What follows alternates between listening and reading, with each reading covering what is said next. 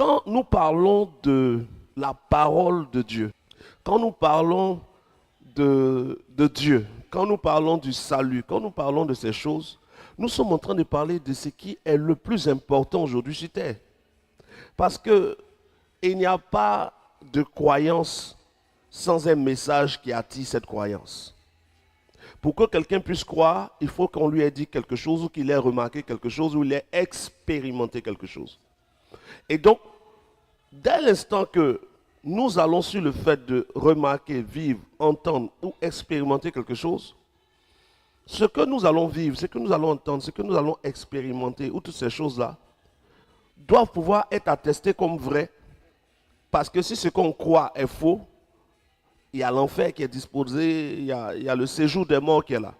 Mais comment est-ce que des gens peuvent dire qu'il ne faut pas réfléchir sur les écrits de la Bible quand ceux qui ont écrit la Bible ont réfléchi?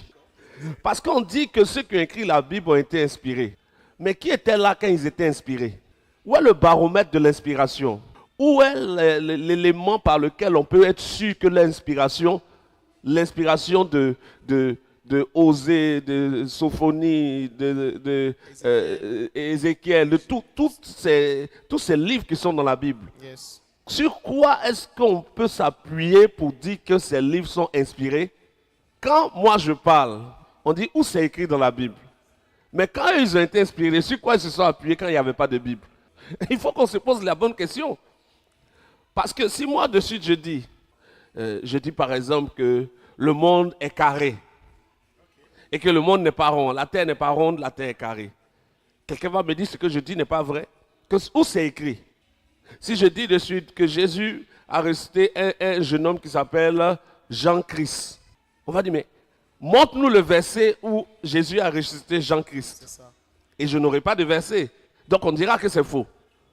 Où est le verset sur lequel eux se sont appuyés pour définir les livres qui sont inspirés?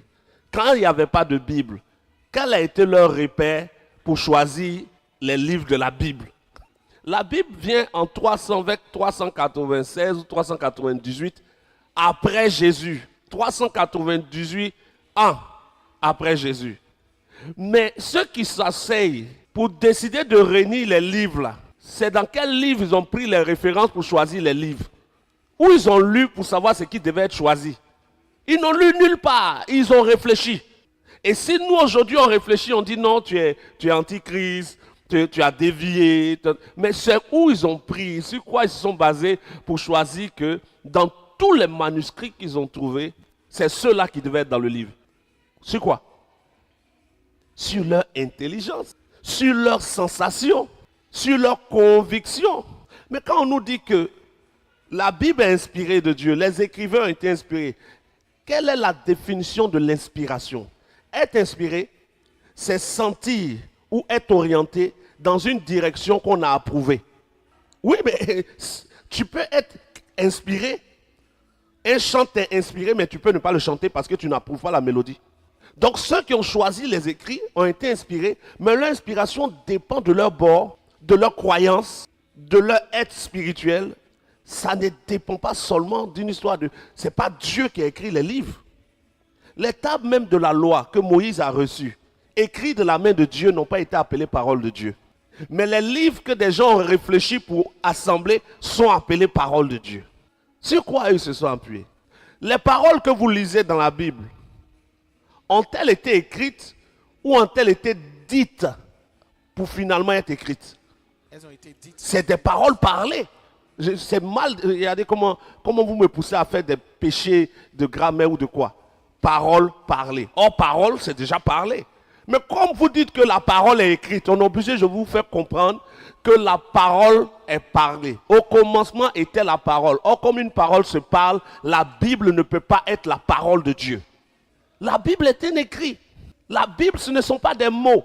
Ceux qui ont écrit ont entendu la parole de Dieu et l'ont retransmise selon les traductions qu'ils ont eu à faire.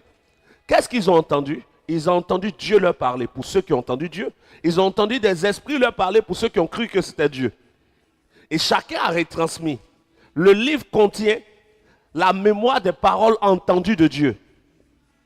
mais le livre n'est pas la parole de Dieu.